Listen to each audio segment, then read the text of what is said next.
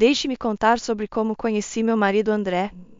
Era uma terça-feira comum e eu estava trabalhando na loja Marol Porcelanas Finas, rodeada por pratos e copos caros que custavam mais do que meu aluguel. O sino da porta tocou e entrou um rapaz que parecia meio deslocado, usando jeans e uma camiseta que dava a impressão de ter sido usada em algum show. Oi, precisa de ajuda para encontrar algo? Perguntei, colocando uma mecha de cabelo atrás da orelha enquanto me aproximava. Ele se virou e, bem, era até bonitinho. Não que eu estivesse procurando. Ah, sim, obrigado. É aniversário da minha mãe e ela adora bullies e essas coisas. Não sei nem por onde começar. Mostrei as peças para ele, apontando os best-sellers e as peças mais refinadas que fariam sua carteira chorar. Ele riu da minha franqueza. Então você está me dizendo que esse bulizinho vale R$ 1.000? Perguntou ele, erguendo uma sobrancelha enquanto pegava um delicado bule pintado com rosas. Acredite se quiser. É pintado à mão, edição limitada, expliquei, observando-o recolocar o bule cuidadosamente. Passamos uma boa meia hora conversando enquanto andávamos pelos corredores. Ele tinha senso de humor, fazendo piadas sobre como um único prato custava mais que suas compras da semana. A propósito, sou André, disse ele, estendendo a mão. Elisa, respondi, apertando sua mão.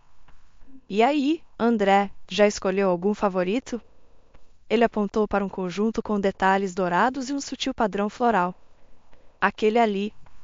É lindo e acho que minha mãe ia adorar. Vem com garantia de não quebrar? Ri, balançando a cabeça. Infelizmente não, mas vem numa caixa bem chique. Enquanto eu embrulhava a compra, ele olhou para o celular e depois ergueu os olhos para mim. Olha, isso pode parecer estranho, mas posso pegar seu número? Você foi muito prestativa e, sei lá, talvez eu pudesse pedir sua opinião sobre outra coisa qualquer dia desses. Tipo o quê? Mais bullies? Brinquei, entregando a sacola. Ou quem sabe só um café? Ele rebateu com um sorriso. Anotei meu número, ainda achando que ele estava sendo apenas educado. Caras como ele geralmente não se interessavam por garotas como eu, que passavam o dia vendendo porcelanas caras para gente rica demais. Mas na manhã seguinte, ele ligou. O encontro para tomar café com André não foi só um café. O cara tinha o dom de me fazer rir e, antes que percebêssemos, estávamos jantando em vez de só tomar um cafezinho. Então, Elisa, me conta uma coisa, disse André enquanto bebia seu café, me observando por cima da xícara. Como é que alguém com essa atitude acaba vendendo pratos chiques para gente rica? Dei de ombros, mexendo na minha salada. As contas não se pagam sozinhas. E é até divertido ver a galera surtando para decidir qual jogo de pratos vai impressionar mais os amigos metidos. Ele riu daquele jeito gostoso que faz você querer rir junto. Justo. Você é bem pé no chão. Gosto disso. A conversa fluiu tão fácil quanto o café. Falamos sobre tudo, filmes, livros, nossas famílias malucas. Ele contou histórias sobre seu trabalho como arquiteto e eu falei dos meus sonhos de talvez abrir uma cafeteria um dia. Peraí, você cozinha? Ele perguntou, erguendo as sobrancelhas. Bom, eu faço bolos, tortas, essas coisas. Minha avó que me ensinou, confessei. Caramba, expert em pratos e confeiteira. Que combo! Era bom, sabe? Estar com alguém que entendia meu humor e não esperava que eu fosse nada além de eu mesma. Começamos a nos ver cada vez mais depois daquela noite. Cinema, passeios no parque, às vezes um show quando a gente queria extravagar. Uma noite, alguns meses depois, estávamos no apartamento dele, modesto mas aconchegante, que ele mesmo tinha projetado.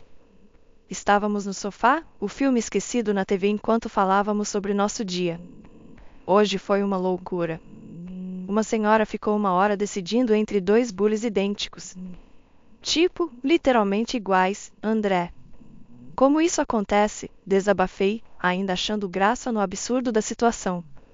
Ele sorriu, me puxando para mais perto. Vai ver, ela só estava tentando fazer a escolha perfeita. Meio como eu me sinto com você. Aquilo me pegou de surpresa e eu olhei para ele, tentando entender se era brincadeira. Mas ele estava sério. Como assim? Quero dizer que cada dia com você parece a escolha certa. Sem dúvidas, sem arrependimentos. É fácil com você, Elisa. Não foram só as palavras, mas o jeito como ele disse. Como se fosse a verdade mais simples do mundo dele. Naquela noite nos beijamos pela primeira vez, ali mesmo naquele sofá, e foi como se tudo simplesmente se encaixasse. Os meses voaram e logo um ano tinha se passado. André e eu éramos inseparáveis e eu sabia que estava me apaixonando de verdade. Foi no nosso primeiro aniversário de namoro que ele me surpreendeu. Voltamos à mesma cafeteria onde tivemos nosso primeiro encontro. Elisa, tenho uma coisa para você, disse ele, me entregando uma pequena caixa lindamente embrulhada. Dentro havia uma chave. Olhei para ele, confusa. É a chave do meu apartamento. Quero que você se mude para lá, se topar, explicou ele, seus olhos buscando os meus por qualquer sinal de hesitação. Nem pensei duas vezes. Sim, eu adoraria. E assim começamos um novo capítulo juntos. A vida com André era tão natural quanto respirar. Ele nunca me fazia sentir como se eu fosse apenas a namorada. Eu era sua parceira, sua igual. Claro que tínhamos nossos momentos, como qualquer casal, mas mesmo quando brigávamos, não demorava muito para um de nós fazer uma piada e quebrar a tensão. Ele adorava meus bolos, sempre elogiando até minhas tentativas mais desastrosas. Elisa, você podia queimar água e eu ainda ia comer? Ele brincava, e eu jogava um pano de prato nele, rindo. Era assim com a gente. Sem frescuras, sem drama. Só duas pessoas que se entendiam, construindo uma vida juntos, dia após dia. Quando André me pediu em casamento, foi simples. Nada de gestos dramáticos, só nós dois no sofá, com um anel e ele dizendo, e aí, quer oficializar isso ou o quê? Eu ri e disse sim, umas 100 vezes sim. O planejamento do casamento passou voando, graças principalmente à mãe dele, Júlia, que foi um anjo. Ela me ajudou a escolher o vestido, as flores, tudo. O pai de André, Miguel, estava muito doente com câncer, mas estava determinado a estar lá. Não perderia ver você nesse vestido por nada nesse mundo, ele brincou com uma piscadela que me fez corar e rir. O grande dia foi um borrão de sorrisos e lágrimas. Miguel, pálido mas sorrindo, conseguiu comparecer. Cada momento parecia saído de um sonho, exceto pela irmã de André, Clara. Ela estava lá, toda produzida, mas parecia que preferia estar em qualquer outro lugar. Durante a recepção, peguei o olhar dela e ela simplesmente revirou os olhos, sussurrando algo para o marido, que parecia igualmente desconfortável. Doeu, mas eu não ia deixar isso estragar meu dia. Depois do casamento, as coisas se acalmaram. Ou pelo menos deveriam ter se acalmado. Eu me dava super bem com Júlia. A gente ia às compras, caminhava pelo bairro ou eu só ia até lá para ajudar com as tarefas de casa. Foi durante um desses dias que as verdadeiras cores de Clara se mostraram ainda mais vívidas. Uma noite, estávamos todos na casa de Júlia para jantar. A casa cheirava a carne assada e as risadas eram fartas, exceto por Clara, que parecia torcer o nariz para tudo. Elisa, querida, pode me passar o sal? Pediu Júlia com um sorriso caloroso. Enquanto eu me esticava, Clara murmurou alto o suficiente para só eu ouvir, ainda bancando a nora dedicada, tentando puxar o saco dela pro testamento, né? Fiz uma pausa, minha mão no ar, então passei o sal para Júlia. Estou só ajudando, Clara. Você devia tentar às vezes. Ela bufou, tomando um gole de vinho. Não preciso tentar nada. Não sou eu quem veio de uma lojinha tentando bancar a alta sociedade. Suas palavras foram como um tapa, mas engoli a raiva. André apertou meu joelho por baixo da mesa, seu jeito de dizer que estava ali por mim. Mais tarde, quando Júlia foi se deitar, André confrontou Clara. Qual é o seu problema com a Elisa? Ela só tem feito bem para a mamãe. O rosto de Clara endureceu. Você está cego, André. Ela está aqui pelo que pode conseguir. É isso que esse tipo de gente faz. Esse tipo de gente, retruquei, incapaz de me conter. Você quer dizer pessoas que trabalham para viver? É, eu era a vendedora. E daí? Pelo menos não estou fingindo ser algo que não sou. André se levantou, sua cadeira raspando no chão. Chega, Clara. Se você não consegue ser civilizada, talvez seja melhor não aparecer tanto por aqui. Clara saiu tempestuosamente, seu marido atrás dela, lançando olhares de desculpas para nós. André e eu limpamos tudo em silêncio. Os meses seguintes foram difíceis. A saúde de Miguel piorou rapidamente. Apesar da tensão e da tristeza, tentei estar lá para Júlia o máximo possível. Miguel faleceu silenciosamente uma noite, nos deixando todos um pouco mais vazios. André sofreu muito e eu fiz o melhor para apoiá-lo, para ser sua rocha. Clara, que tinha estado mais ausente do que presente, de repente apareceu de novo, seus olhos vasculhando a casa como se estivesse fazendo um inventário. No funeral de Miguel, ela estava chorosa, interpretando o papel de filha enlutada, mas suas lágrimas pareciam tão vazias quanto suas acusações anteriores contra mim. Algumas semanas após a morte de Miguel, Júlia decidiu que era hora de resolver os assuntos dele de uma vez por todas. Ela nos convidou todos para jantar. Sentados ao redor da mesa de jantar, o ar pesado de expectativa, Júlia limpou a garganta e desdobrou uma pilha de papéis. Tenho aqui o testamento de Miguel, anunciou Júlia, sua voz firme mas suave. Ele tinha alguns desejos específicos sobre como as coisas deveriam ser tratadas. Metade de tudo vai para mim, como esperávamos. A outra metade será dividida entre os futuros netos de Miguel. Ela fez uma pausa, olhando por cima dos óculos. E o primeiro neto homem receberá um bônus de R$ 200.000. Clara estava praticamente vibrando em sua cadeira. Bom, acho que isso define nossas prioridades, hein? Disse ela, meio brincando, mas com uma ganância que eu nunca tinha visto tão abertamente antes. Vamos não tomar decisões precipitadas, murmurou seu marido, mas Clara já estava empolgada. Isso significa que vamos tentar sério, amor. É importante, insistiu ela, sua voz tingida de um desespero que não combinava com o jantar. A partir daquele momento, a obsessão de Clara em conceber tornou-se o ponto focal de sua vida. A cada encontro familiar, ela nos atualizava sobre seus progressos, ou falta deles, com uma franqueza que beirava o desconforto. Fomos a 3 especialistas só este mês, reclamou Clara uma noite enquanto todos tentávamos aproveitar um jantar tranquilo. Vocês têm ideia de quanto isso está nos custando? Sua fixação se aprofundou quando passaram para a inseminação artificial. Os tratamentos hormonais cobraram seu preço físico e emocional. Ela ganhou peso, o que só alimentou sua frustração e desespero. As lutas de Clara lançavam uma sombra sobre nossas reuniões familiares. Sua obsessão em engravidar ofuscava até as conversas mais simples. Chegou a um ponto em que eu inventava desculpas para não comparecer aos encontros, especialmente se eu soubesse que ela estaria lá em um de seus humores. André tentava se manter neutro, mas até ele estava se cansando. Ela é minha irmã, mas não aguento isso toda vez que a vemos, confessou ele uma noite enquanto estávamos deitados na cama, olhando para o teto. Eu sei, amor. Talvez seja melhor dar um espaço para ela. Ela tem muita coisa para lidar agora com todos os tratamentos e a pressão, sugeri, embora sentisse pena de Clara, seu comportamento tornava difícil estar perto dela. Com o passar do tempo, a busca obstinada de Clara pela maternidade começou a isolá-la até mesmo daqueles que queriam apoiá-la. Tudo o que podíamos fazer era observar e esperar, torcendo para que algo mudasse, para melhor ou para pior. O dia em que Clara anunciou sua gravidez deveria ter sido puramente alegre. Estou grávida, declarou ela durante um brunch familiar, seus olhos percorrendo a mesa em busca de nossas reações. André e eu oferecemos nossas sinceras congratulações. Que notícia ótima, Clara. Estamos muito felizes por vocês, disse André, lançando um sorriso para ela através da mesa. Concordei, tentando adicionar calor ao ar tenso. Apesar de nossas tentativas de manter as coisas amigáveis, Clara parecia fermentar uma tempestade dentro dela, sempre pronta para explodir. Seus humores oscilavam violentamente e qualquer coisinha irritava. A família andava nas pontas dos pés ao seu redor, mas eu suportava o peso de sua língua afiada. Mais do que qualquer outro. Aprendi a manter distância, mas isso estava prestes a ficar mais difícil.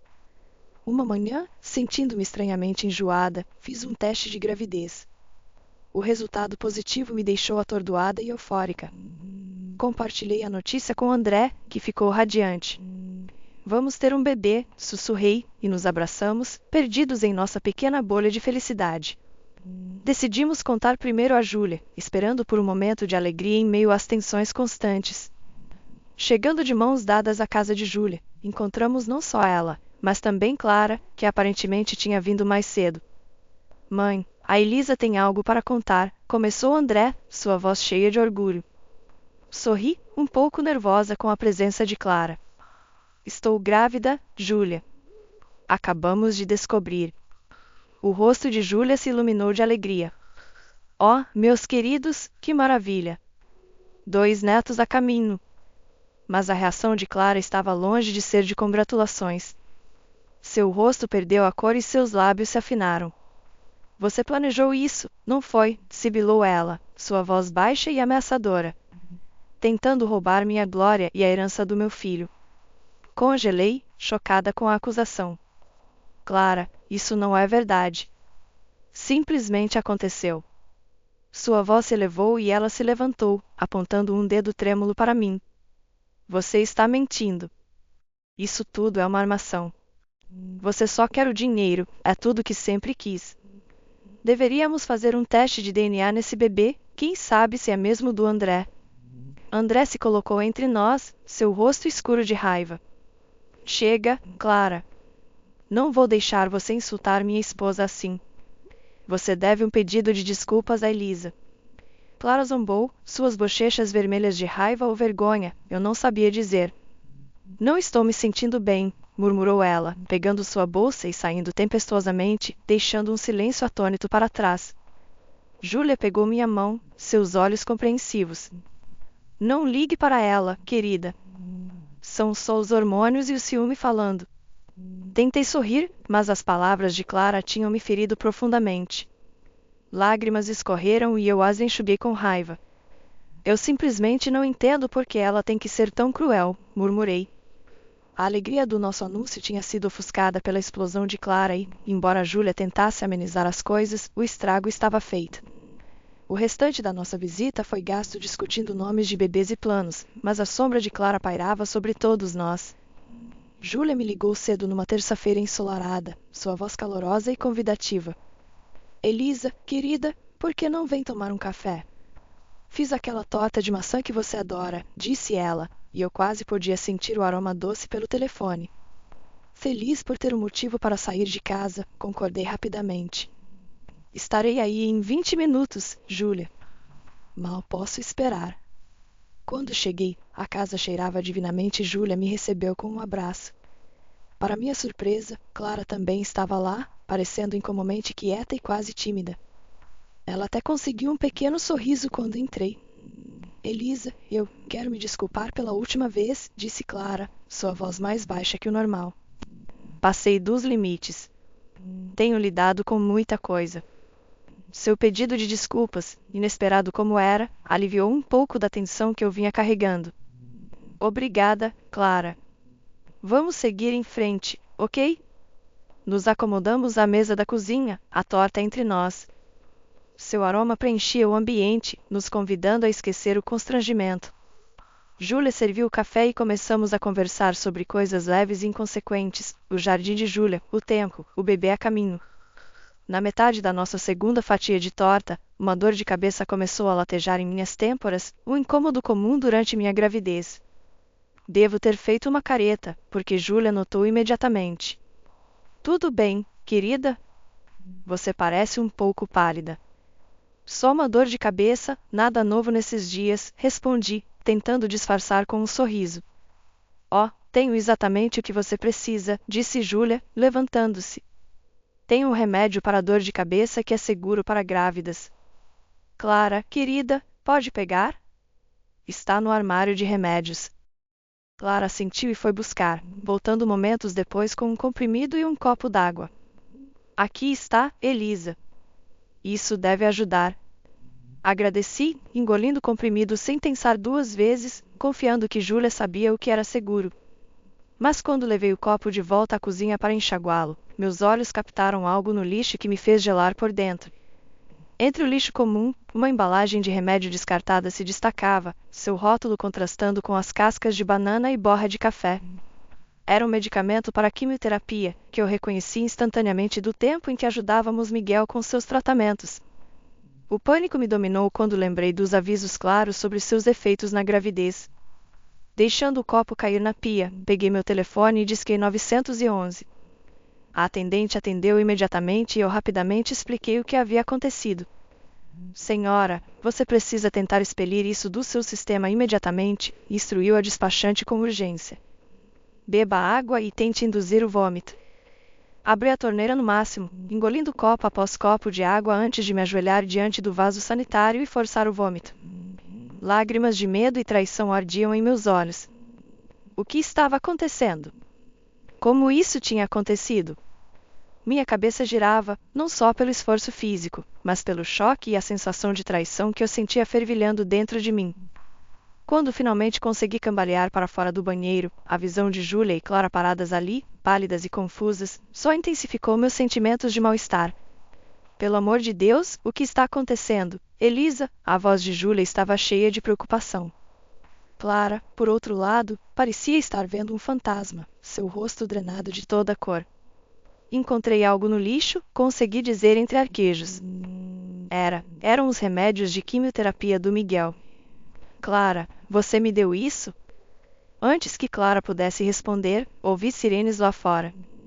Os paramédicos invadiram a porta, sua presença um pequeno conforto no caos enquanto começavam a me examinar.